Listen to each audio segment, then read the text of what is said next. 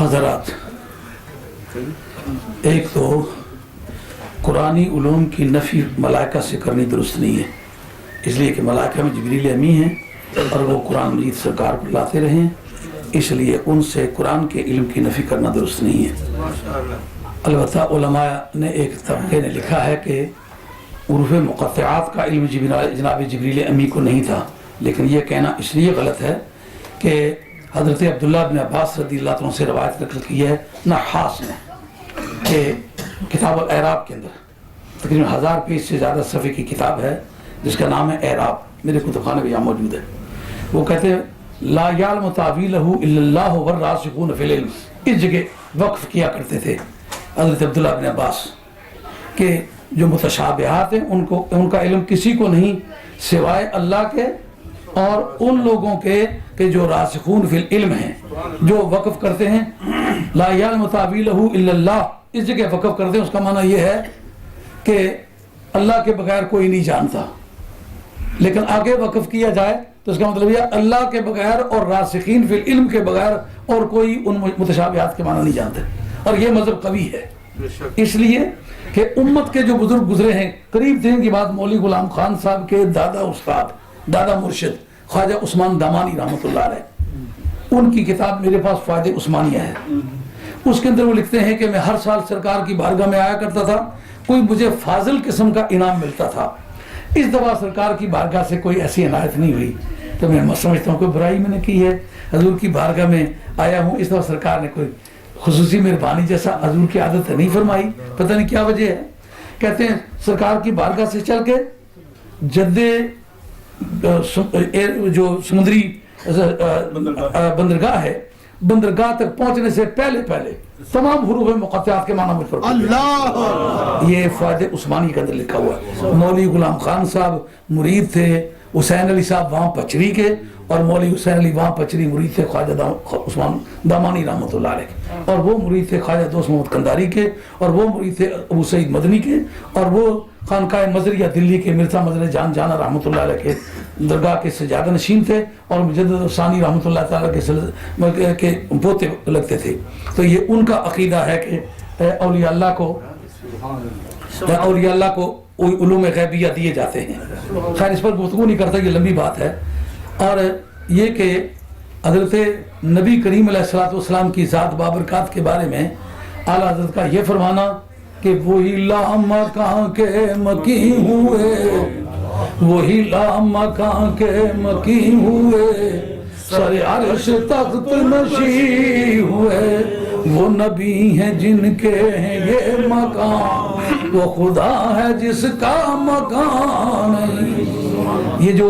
ان کا عقیدہ ہے نا کہ اللہ تعالیٰ کا جسم ہے، ان کو علماء عقائد کی بولی میں مجسمہ کہتے ہیں،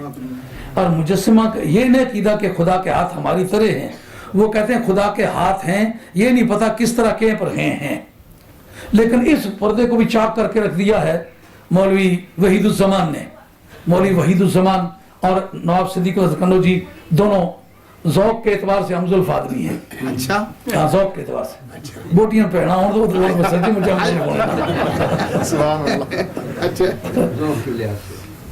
ذوق کے اعتبار سے ہم زلف ہے۔ اس نے اپنی تحصیل الباری شرح بخاری 6 جلدوں کی کتاب ہے، اس کے اندر لکھا ہے کہ ہم جس خدا کی پوجا کرتے ہیں وہ بے ریش و بروت لونڈے کی شکل کا ہے، ہم اس کی پوجا کرتے ہیں۔ اب کی شکل کا ہے کہ معنی یہی کی مانند ہے، اس کا مطلب یہ ہے کہ یہ لفظ انہوں نے نہیں بولا کہ رب کے پاؤں ہمارے پاؤں کی طرح ہیں، پاؤں ہیں پتہ نہیں کس طرح کے پر ہیں، ہاتھ ہیں پتہ نہیں کس طرح کے ہیں، اللہ تعالیٰ کا منہ ہے پر پتہ نہیں کس طرح کا ہے، لیکن وحید الزمان نے وہ کسر نکال دی ہے، کہا بے ریش و بروت لونڈا، خدا اس شکل کا ہے، ہم اس کو خدا مانتے ہیں، بات ختم ہوئی۔ اعلیٰ حضرت رحمۃ اللہ تعالیٰ نے یہ تجسیم، تشبیہ اور تعطل، یہ معطلہ یعنی صفات خدا سمیع ہے بغیر سننے کے، خدا بصیر ہے بغیر دیکھنے کے، ان کو کہتے ہیں معطلہ۔ یہ علماء عقائد کی بولی، معطلہ کی مانند ہے مشبہہ، اور خدا کا جسم مجسمہ،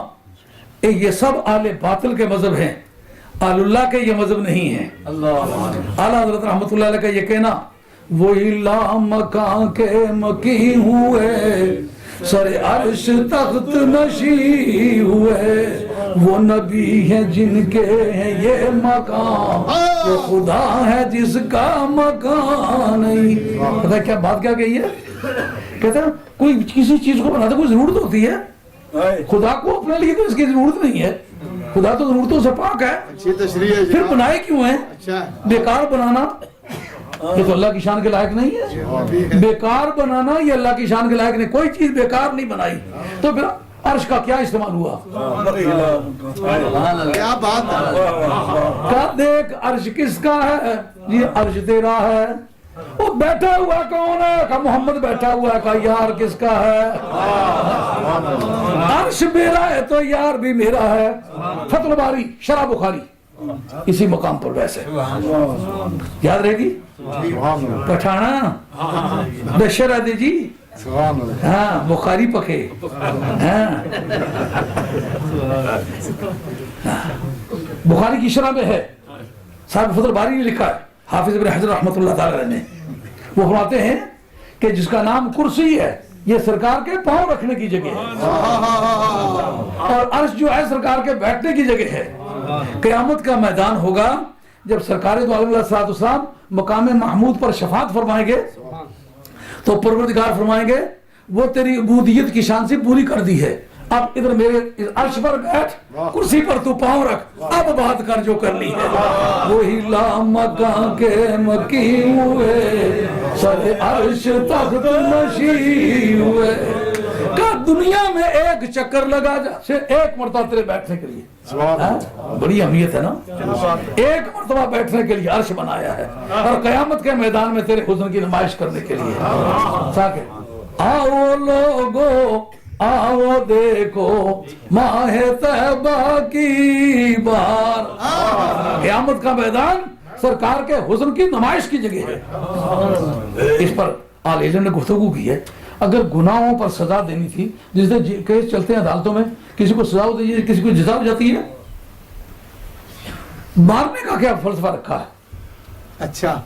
کہ مارنے کا فلسفہ صاحب کو اکٹھا کرنا کہ سب اکٹھے ہو جائیں, اس لیے کہ سب کو پیدا ایک وقت کر دے, زمین اکموڈیٹ نہیں کرے گی, ان کو پہلے گزارے. البدور الصافرہ کے اندر امام جلال الدین سیوطی نے لکھا کہ دراصل موت ایک فلسفی ہے حق اور باطل کو پرکھنے کے لیے. جب تک زندہ رہتا عمر کہتا ہے میں حق پر ہوں, کافر کہتا ہے میں حق پر ہوں, مومن کہتا ہے ٹھہر مرنے دے, مرنے کے بعد تو زندہ رہا تو تو حق پر ہے, مرنے کے بعد میں زندہ رہا تو میں حق پر ہوں. نام فقیر اونا دا باہو قبر جینا دیجیے. لیکن امام جلال الدین سیوطی نے اسی وقت لکھا ہے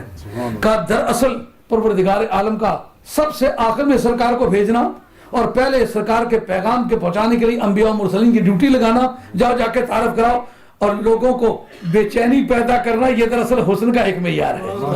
تو جناب زلیخا نے کہا تھا ٹھہر جاؤ آتے تھے یوسف تیار اس میں سوال ہے, پیغمبر بن سنور کے غیر محرم عورتوں کے سامنے آئے, مال اعتراض ہے کہ نہیں؟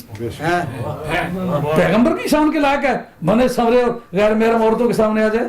جواز تلاش کرنا پڑے گا. دراصل گل سی نا, جناب زلیخا بوہاں بھائی بیٹھے سے نا, انہوں نے نبوت نے پیغام واسطے مانے سی, انہوں نے کہا جس طرح تک اس کی صفائی نہ ہوئے, میں کل جلے آخا میں پیغمبر کل کیا کرنا ہے آج پہ کیا کرنا ہے. یوسف صدیق سبحان اللہ. اب اگر میں کسی دوسرے کی زبان سے میں اس کی صفائی چاہوں تو بات نہیں بنے گی. زلیخا تم نے مجھے الزام دیا ہے, تم خود اپنی زبان سے چل کے عورتوں کے سامنے کہو کہ میری غلطی ہے, میں غلطی پر تھی, میں نے برائی کی دعوت دی, اس نے کوئی برائی نہیں کی. پیغمبر کو اپنا موقف پتہ ہے, اعلان سے قبل بھی نبی اپنے دامن کو صاف رکھنا چاہتا ہے. کہا کہ زلیخا چل کر یہ کہو گی کہ میں بے گناہ ہوں, تم گنہگار ہو, پھر چلتا ہوں. اب نبی کو اپنی نبوت کی ویریفیکیشن کے لیے موقع مل رہا تھا, یہ وجہ جواز ہے غیر محرم عورتوں کے سامنے جانے کے لیے. لیکن شاید وہ انگلیاں نہ کاٹتی. کیسے نہ کاٹتی بھائی؟ جس طرح کے بازار مصر میں بکے تو کسی نے نہیں کاٹی تھی. مجھے ایک مرتبہ احتجاج ہوا, مجھ سے ناراض نہ ہویا ہے یہ زمینیں نہیں باہر رکھتے رہے ہو رہی ہیں, اصلا بڑا رنجا راضی کر رہا ہوں.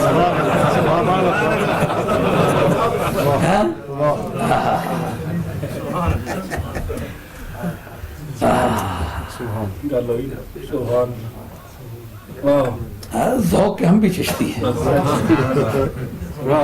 مسلک کے قادری ہیں، لیکن ذوق ہمارا جیسے آپ دیکھتے ہیں خواجہ غریب نواز کا نام ہماری مجلسوں میں ذوق شب سے ہے،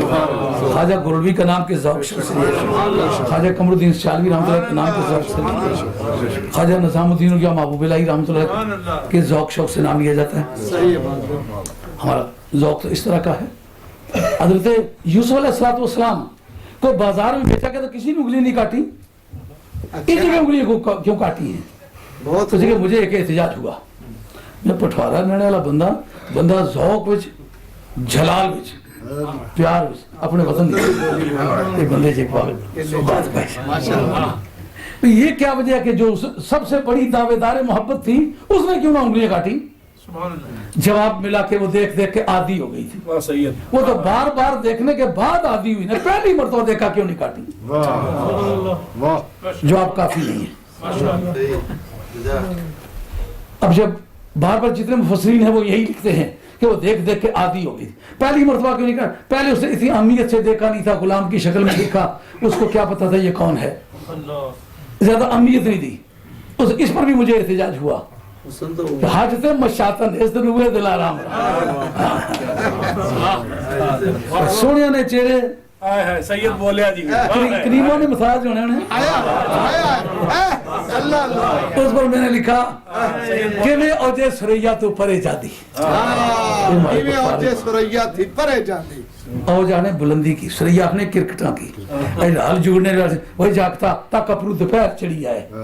جرا کرکٹاں سامنے آئی ہوں سرگی نے ویلا تھا، ہل جوڑنے نے ویلا کرکٹاں نے ویلا دوپہر کھولنے لے اور چاچا کھولا تک ہی انہوں نے کہا سرگی ویلا کھولنا پیا تو وہ پور کوئی لگنی، اس پر میں نے کہا کہ میں اوجے سریا تو پرے جاندی، سب ستاروں سے اونچے ستارے کہکشاں ہیں، کہ میں اوجے سریا تو پرے جاندی، جا کے تقدیر زلیخا جانان میرا، معراج کی رات ہوتی نا، عرش پر سرکار جلوہ فروز ہوتے نا، جناب زلیخا کو دیکھنے کا موقع ملتا نا، کہ میں اوجے سریا تو پرے جاندی۔